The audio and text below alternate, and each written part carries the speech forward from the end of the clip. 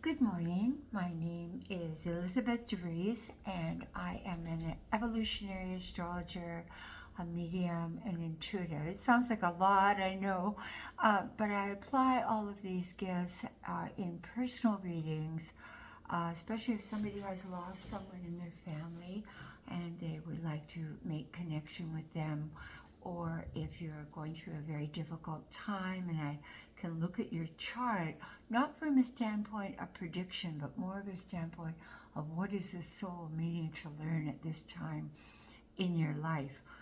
What are the influences from the heavens on your natal chart that are triggering deep wounds and trauma within your system? How to get through that? What are the gifts of your chart? What does your soul come here to learn? What are the soul gifts from your parents that may have seemed like detrimental experiences but actually were intentionally leading you back to a deeper growth within your own soul? So, as I was looking at the world today and the chaos of what's going on today, it was deeply apparent to me that we are in a period of no values. And that these ancient values, what they call the ancient virtues of mankind, have been completely cast aside in favor of self-interest, materialism, and what one would call, in earthly terms, success.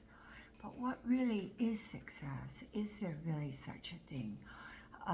These are all things that as I lay in my room every day, and I do a lot, 1 to 2 hours a day, for reflection every day of my life.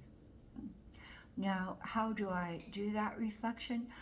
I start in the morning with my intentions of what I would like to set out for that day, what I would like to express on my page on Facebook, but also what would I like to express as a being, as a soul, carrying the light of divinity within, which we all have within us.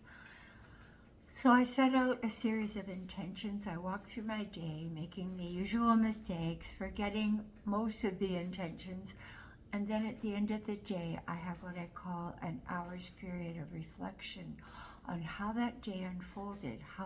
Where did I neglect to live out the highest and best aspects of my own being, so that I can in turn act more unconditionally with others. So I thought, why are the values so important? What are the values leading us back to? And I felt our true intention of being here is to grow in our capacity to love unconditionally, our capacity to show unconditional mercy to our fellow man, to the creatures, to all of life, to the trees, to the grasses, to the Mother Earth, to Gaia, to the waters, to the air, to all of the ways that life expresses.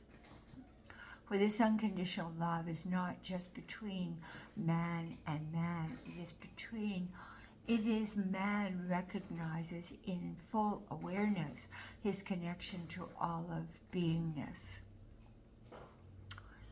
So I got to a place, I'm just looking at my dog here, one of the 5. I got to a place of understanding truly that my mission here was to grow in wisdom so that I could apply the depth of knowing within my soul to my daily actions and my choices that I make. But secondly, to grow in unconditional love often would entail coming up against very tough circumstances, death, antagonism, anger, hatred, situations of overriding ambition, loss, fear, grief, you name it. And what virtues did I need to develop within myself to no longer feel a victim to life, but more to feel a participant in life, but that life was supporting me, that even the most painful circumstances that I have gone through were actually opportunities for growth, and that often those situations were created by my own soul. Hard as it was to believe in when I'm in the midst of such situations, such as losing a child, that my soul had co-created with that other soul to go through these circumstances for many reasons, not just quickly definable, but the main reason that I found within my own self was I was going through those situations to learn how to let go of the other being, to recognize the divine timing of life. That was their time to leave their form. But thirdly, for myself to grow in a capacity to love so greatly that I could let that soul go in a state of pure unconditional love.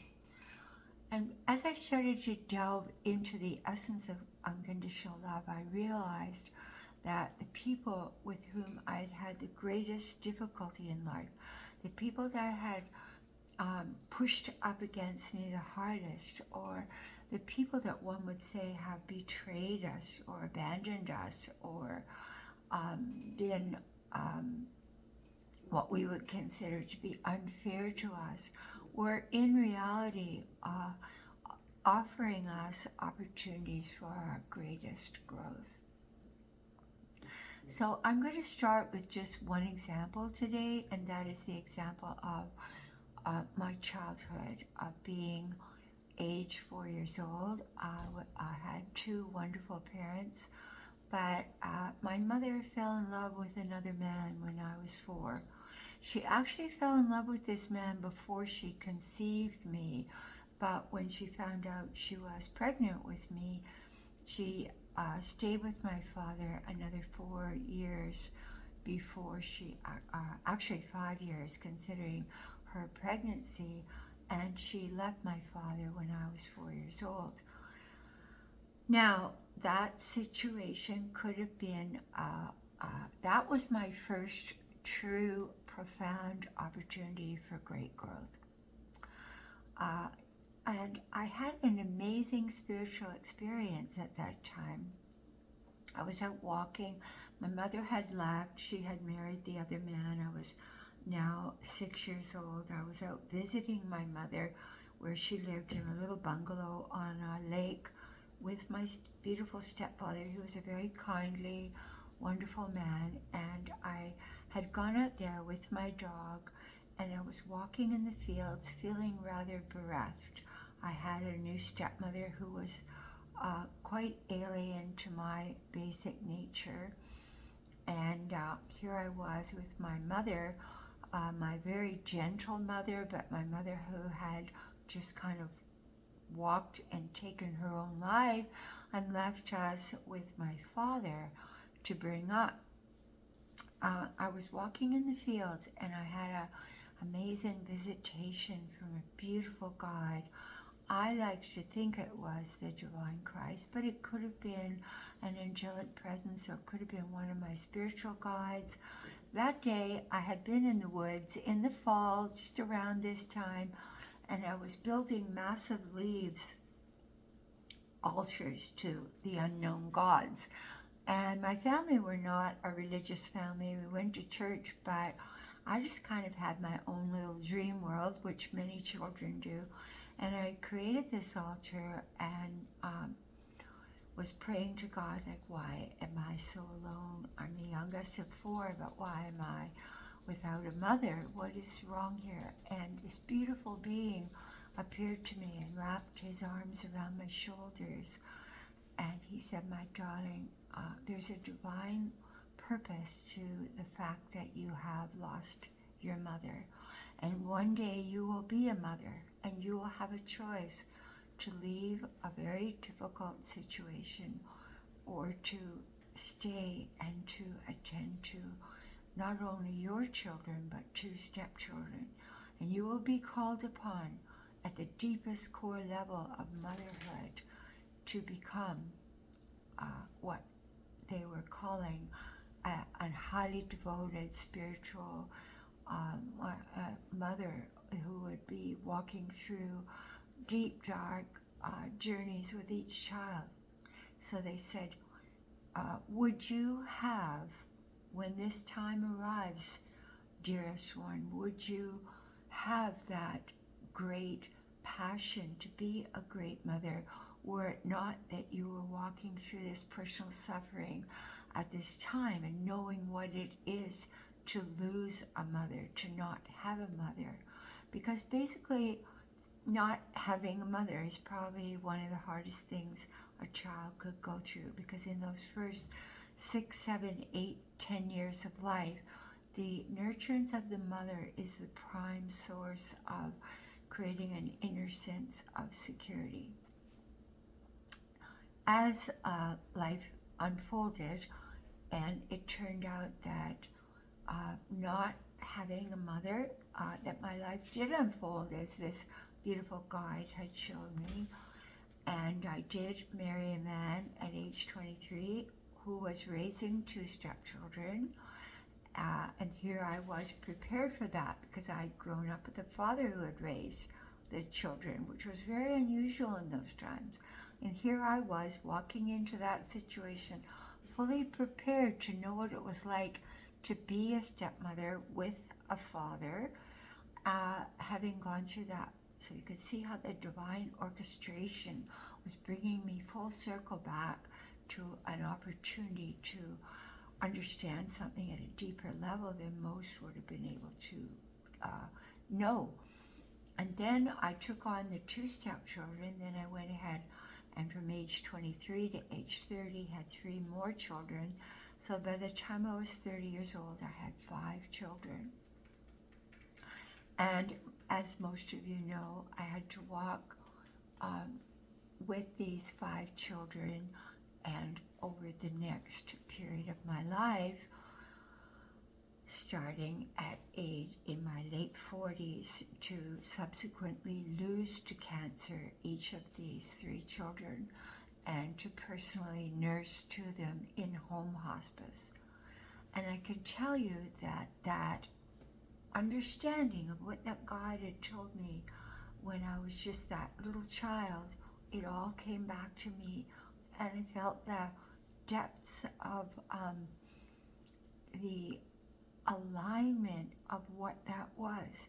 It gave me a greater capacity to walk through it and to know that at some level, as unfair as it felt, that there was a divine orchestration to this. And I will just close by saying, I won't go through all of that, what I went through, but I will say that out of that, after losing those 3 children, I now have many, many children, male and female, that come to me for a loving mother's energy, for the sweet consolation and mercy of and understanding of a mother that will hold them close and be with them and guide them through their traumatic periods of life. So I'm starting with this, and I'm going to go more and more into unconditional love, and then my next videos are going to be going into the what creates those virtues, such as integrity or personal alignment or gentleness or an innate sense of developing kindness within our soul, or honesty, how important these virtues are, how important is the virtue of courage.